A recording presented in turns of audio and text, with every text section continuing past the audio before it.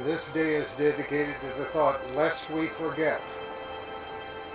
A whole lot of young men who couldn't find a job. We're thankful for these young men who, for a pittance, did good work. These things are worth remembering, Lord, and we thank you. And we are thankful to all those young men who are no longer young men for all their hard work and all the good things they have done for this state. Help us remember that even though the drought and the depression were hitting hard in South Dakota at that time, something good came out of it. It's called the CCC. In the 30s, it was awful dry and no crops on the farm. I lived on the farm with Dad. Just turned 17, graduated from high school, and signed up for the CCs. We only got $5 a month to work with. There was no jobs to be had. It was a tough life back in the 30s.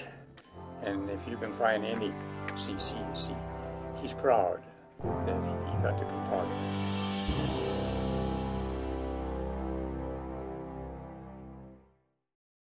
Well, I joined up in April 1939 and was discharged in 1940, end of March. I was inducted in July of 39.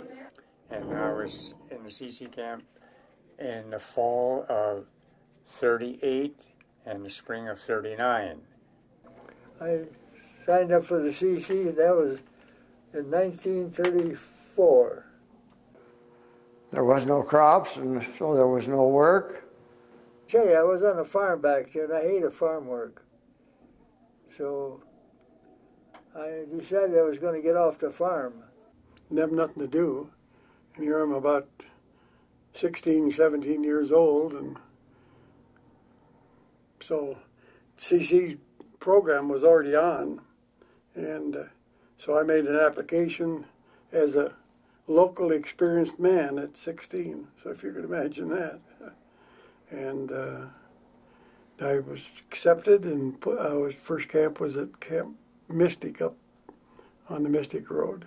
Well, I lived on a farm and went to grade school in the country and high school in the city. And walked most of the time because they didn't have transportation back there.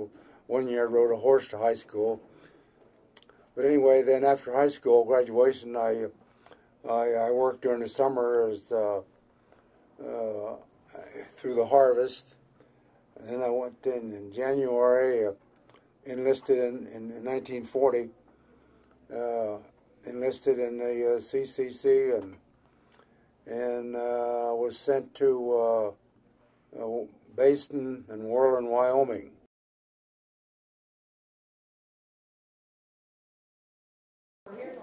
Well, we did a lot of tree thinning, and we planted trees for I don't know how long there, that spring, month maybe more. And we fixed trails that were washed out over the winter so that they could drive in there and work in different areas. We built the Cicero Peak Tower from day one, clear up. We built a platform, probably 20 feet square, and mixed the concrete with shovels on that. And it was a little different than the days now. I worked in the courthouse in Worland in the grazing department. I was the clerk for that department for 6 months. Then we started up at Harney Peak. The tower was built, but we built the stairway up. All of the material for Harney Peak was hauled up in barrels that were split with a single horse to pull them. And we built a little building down below, a beautiful little building with tables in it and a nice fireplace. And it was trashed enough that within 10 years the Forest Service had to tear it down. When I first come to camp, I worked in the woods, thinning trees. We had a hook axe and a double bit axe, and we thinned trees. But then the first weekend, when I found out when you work in the woods, you could get on KP, which I did, and I had to clean grease traps that first weekend, which was a nasty job. That fall, we started Bob Marshall Organization Camp, which is by Bismarck Lake, and that's where I started my masonry work, and I worked on that.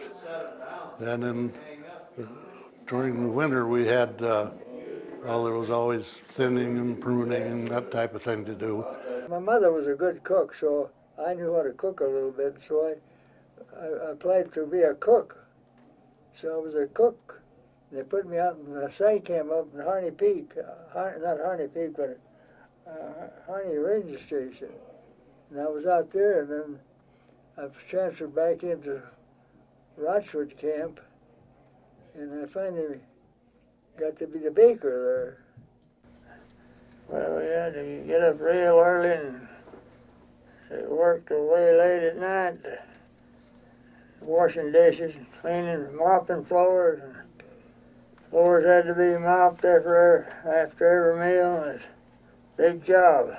I had to work till midnight to peel potatoes to get done. And then back in our camp, Capital Bay, the regular potato peeler, he didn't peel potatoes on Monday because the KP guy had to do enough, so he had Monday off. So I had to peel for 3 days. And that was a killer job. So I thought, that I wanted no more of that, so I got another job, and I got kitchen police. And I worked in the kitchen from then on. Started out building roads, and then I got to driving a truck, which everybody wanted to drive a truck, you know. And for some reason, a young kid, you know, it's a feeling of power for drive a big truck. I was assigned to Lightning Creek, and it was not a happy place because there had been an enrollee struck by lightning and killed up in the McVeigh fire. McVeigh burn, that was the biggest fire we were on. It was almost 22,000 acres, where they had all of the high school age young people on the fire line to keep the fire out of Hill City. I'm sure there were a lot of other men from other camps out there too that we didn't see. And we couldn't go fight fire because we hadn't had fire training. But Leo Harbaugh took us out to Bob Marshall Camp, which wasn't there then, and we built a fire line around it. That was our training.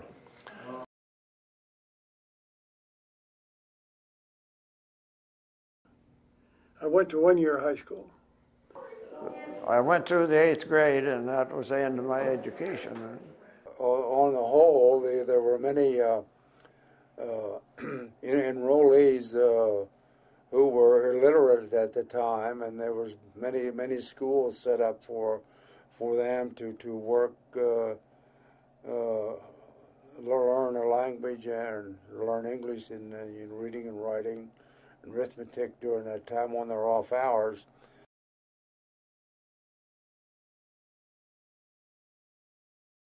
Our barracks, they weren't good. They were cold, made out of slabs. So there was a stove at each end of the barracks to try to keep it a little warm. And, you know, just minutes after the fire had burnt out, it was cold. And I remember going to bed at night with the long johns on. You had to, and boy, you didn't move all night. You warmed up one spot and you just stayed there because it was icy cold in the barracks. Not much difference in the outside temperature. But that's one of the highlights I can remember. But we was never sick. No, that didn't hurt us a bit. The temperature got down to 55 below zero, so we didn't do much work at that time. We didn't have television. We didn't have. Some barracks would have a little battery radio, you know, in it that you could listen to all the programs of that day. But we didn't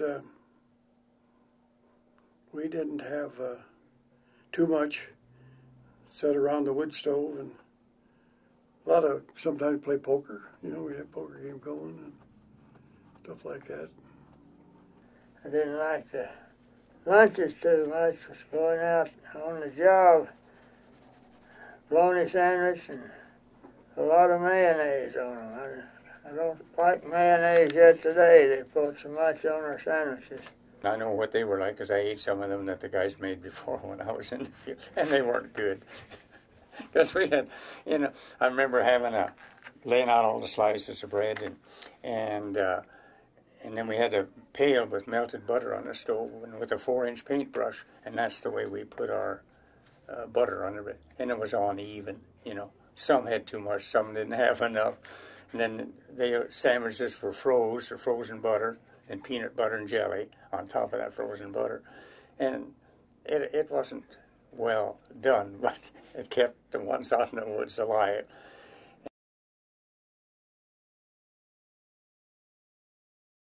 We was desperate, at that time, and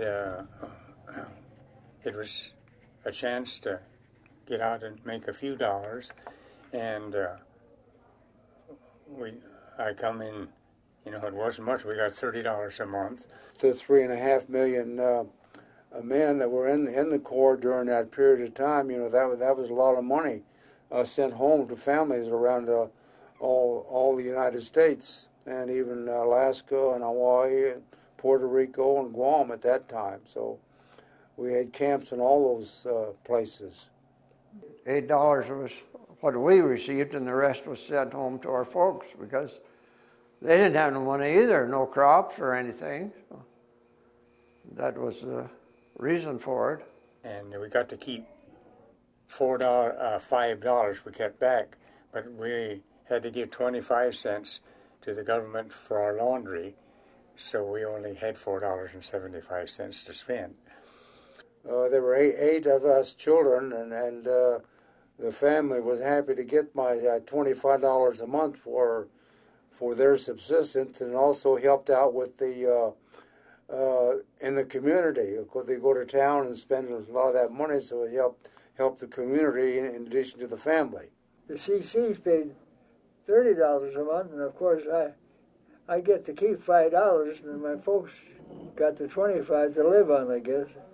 I did that for a number of years until I decided I wanted the money myself. It went quite a ways. You'd buy quite a bit of stuff with $5. Saved most of it. And if you didn't smoke, you didn't. About the only thing you could do was buy a candy bar or a Coke at the canteen, and once in a while you'd get to go to town and see a movie for a quarter, or 10. I guess it's 10 cents then. I didn't drink and I didn't smoke, so only place I could spend my money is up in the canteen there, and they only sold candy and that kind of stuff. And so I built myself up a little bit.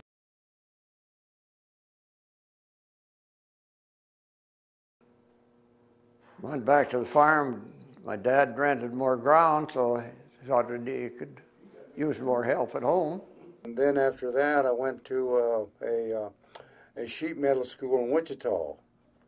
And as soon as I completed that school, then Boeing hired me as a sheet metal specialist.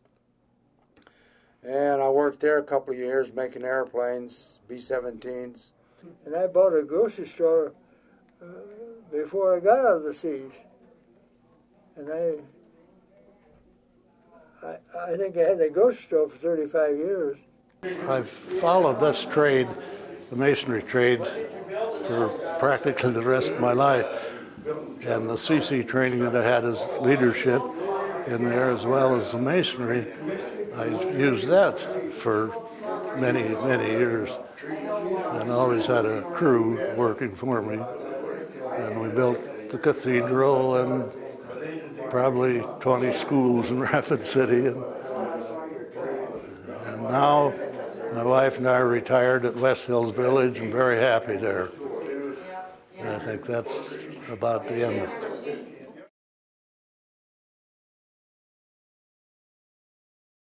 The CCs was a big thing for me. I thought it was great. I never did forget it. I learned a lot, and I got my first trip away from home, so it was a chance to meet other people. We learned how to get along and to accept we couldn't have our way, you know, and got along very well, I thought. And it was a wonderful experience for us young people. And if you can find any CCC, he's proud that he got to be part of it. It would be nice if there was some way that the younger people could experience something like that, you know. Now, you know, we got $30 a month, and if these young people that you're starting out, if they don't get $30 an hour, you know, you think that's terrible. But I think it would be help if the young people of today would experience a little hard times. It was a kind of a lifesaver for us. It helped us to learn to cope in life, and I was glad to be part of it.